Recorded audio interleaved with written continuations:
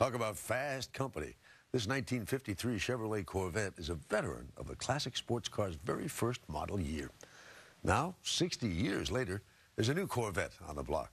Now Lee Cowan has taken it for a spin. Ignition. Liftoff. When Alan Shepard blasted off from Cape Canaveral in 1961, he left behind his other rocket ship, a Chevy Corvette. He owned a few of them over the years. Several astronauts did, in fact. Images that forever linked the Corvette to real adrenaline junkies. It moves now to the test car garage, where... But it was 1963 when the Corvette turned into something truly special. The newly unveiled Stingray. A car worthy of its sports car designation. It became an instant classic, and still is today. And now, a half a century later, Chevy is taking a very bold leap, bringing the hallowed Stingray back. Here comes the best Corvette ever. Unleashed in Detroit last week, General Motors is hoping the new Stingray will put America's oldest auto nameplate back in the winner's circle. It's lower, wider, it's faster, and it's got an attitude. It's like a fire-breathing monster. It looks like it. As the editor of Automobile Magazine, Jean Jennings has seen Corvettes come and go. But this time, she says, GM is sending a message. It still has the wherewithal to make a dream car. A two-seat sports car that costs a lot of money and delivers, I mean, a huge whack of fun. That's how you say it, though? Is this huge whack of fun? That car is a huge whack of fun. What else is it? It's a two-seat car with a giant motor right between your legs. Bah, I'm out of here. Its V8 cranks out 450 horsepower, but it's hardly a gas guzzler. It can shut down half those cylinders for better fuel economy. And the interior now looks and feels much more like its European competitors. Pretty much anything that you can hear, feel, or touch, you can pretty much customize it all. Taj Jukter is the Corvette's chief engineer, and this is his baby. And it's the only one.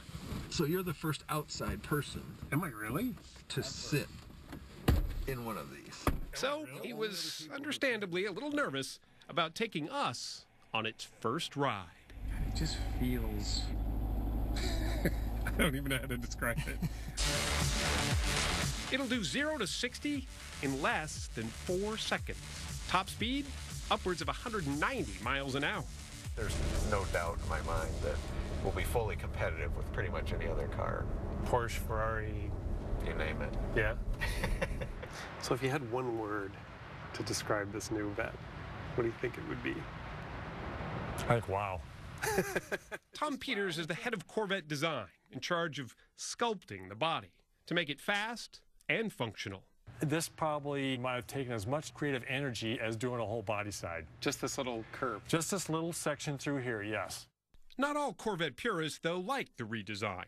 Some mourn the loss of those signature round taillights. Others worry that it looks a little bit too much like a Dodge Viper. But America's sports car has rarely had an easy ride.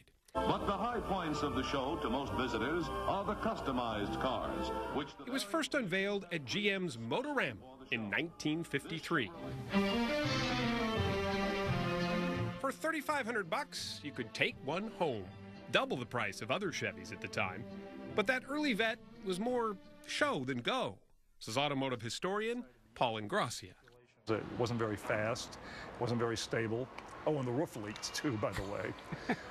That Corvette idea, though, had a champion. Its legendary chief engineer, Zora Duntov. He persuaded Chevy to replace its standard inline-6 with a V8 instead. And soon, the Corvette was tearing up the track. Over the years, he actually added suspension, transmission, steering, that really made it a real legitimate sports car instead of just a fashion statement. By the 60s, the Corvette was a celebrity, starring in its own TV show, Route 66. And the Stingray even had a song, Dead Man's Curve by Jan and Dean. cruising in my Stingray late one night, and an XKE pulled up on the right. But then came the 70s. And along with them, unleaded fuel, the oil crisis, and the national 55-mile-an-hour speed limit. By the 80s, sales were stuck in low gear, and the Corvette seemed to symbolize more midlife crisis than icon. It was a slot car on the racetrack, and on the road it was a farm implement. I mean, it had terrible suspension. You literally drove it, hit a pothole, and banged your head on the headliner. Still, the Corvette survived, even through GM's bankruptcy. It would be such a shame for that car to be missing in America's culture. I mean, I just think it's part of the DNA of Chevrolet. Rick Hendrick should know. He's a Chevy dealer, and that's not all. Rick's got the best seat. He also owns Hendrick Motorsports, one of the winningest teams in NASCAR. Would you race anything else besides a Chevy? Never have. His passion for Chevy has turned into, well, almost hoarding. So what does this have in it? Wow. This is a 427 with 390 horse. He owns one of the largest private Corvette collections in the world, nearly 150 in all. His favorite, though, was always the Stingray, and he's more than willing to share the love. Oh, I could drive this thing all day. What was it about Corvettes for you, though? The Corvette was just the ultimate car. I mean, it was, you had the styling, the power, all the girls liked them. In fact, it was in a Stingray where he wooed his future wife, Linda. She rode with me in that first Corvette on our first date, and it broke down. What'd she say? She wasn't very impressed. Most of what's in his collection is priceless, and last night, Rick Hendrick purchased the rights to get the very first new Stingray off the line. Well, I think this car will probably be one of the most sought-after cars that we've seen in a long time. Will the new Stingray live up to its pop culture royalty? Well, that's between you, the wheel, and the road.